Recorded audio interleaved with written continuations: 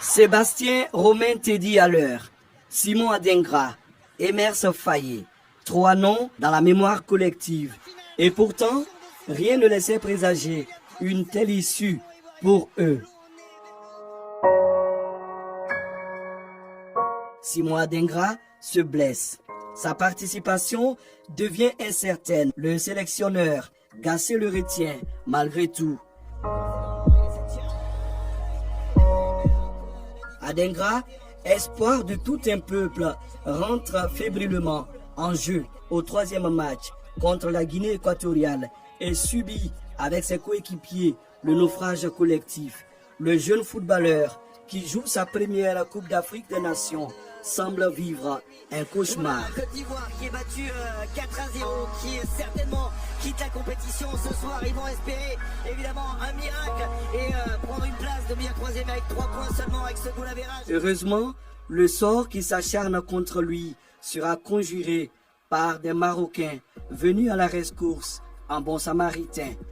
C'est le déclic. Parmi les 4 meilleurs 3e, la Côte d'Ivoire se remet en scène avec un Simon Adingra étincelant.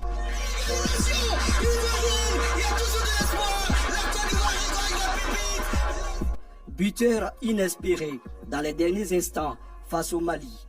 L'ailier au sourire angélique met la Côte d'Ivoire à ses pieds.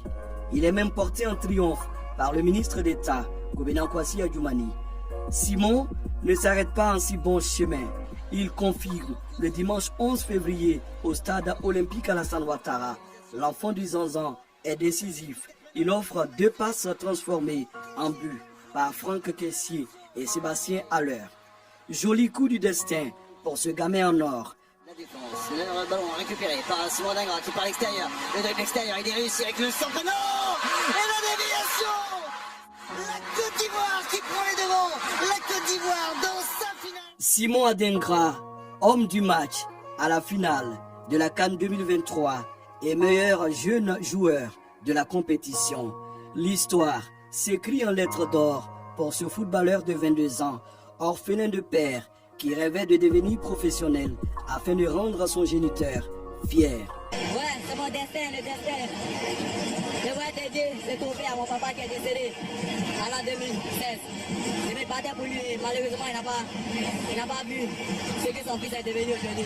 Sébastien Haller, l'autre blessé des éléphants avant la CAN, lui, a traversé des moments plus que difficiles.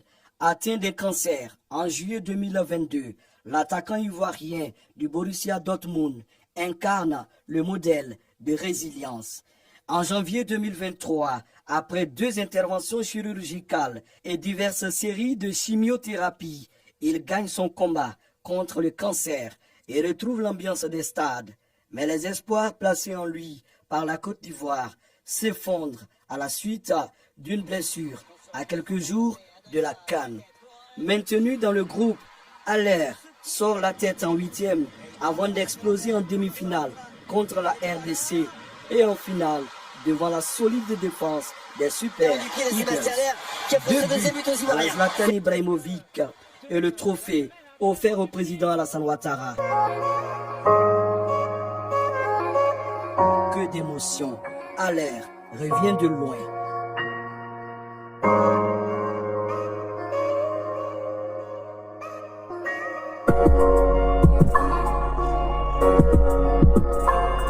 Dans cette canne des éléphants, le vrai conte de fées est celui vécu par cet homme, Emerse Faé.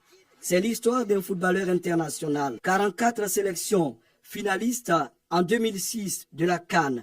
Le milieu de terrain met un terme à sa carrière en février 2012, à 28 ans seulement, victime d'un mal. Tout semble perdu pour lui, mais il passe ses diplômes d'entraîneur et suit son destin. Un destin qui le ramène en 2022 au sein des éléphants.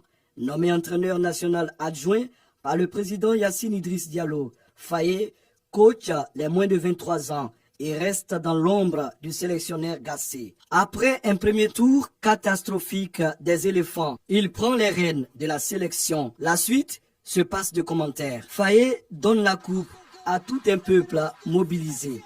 Il révèle des joueurs, impose la concurrence et crée la combativité tant recherchée. Dans la foulée, il est désigné meilleur coach de la CAN. Quelle belle histoire! La Côte d'Ivoire est sacrée championne d'Afrique pour la 3e fois de son histoire. Le miracle ivoirien s'est produit ce soir à Ebimpe. Une équipe ressuscitée. Emers Faé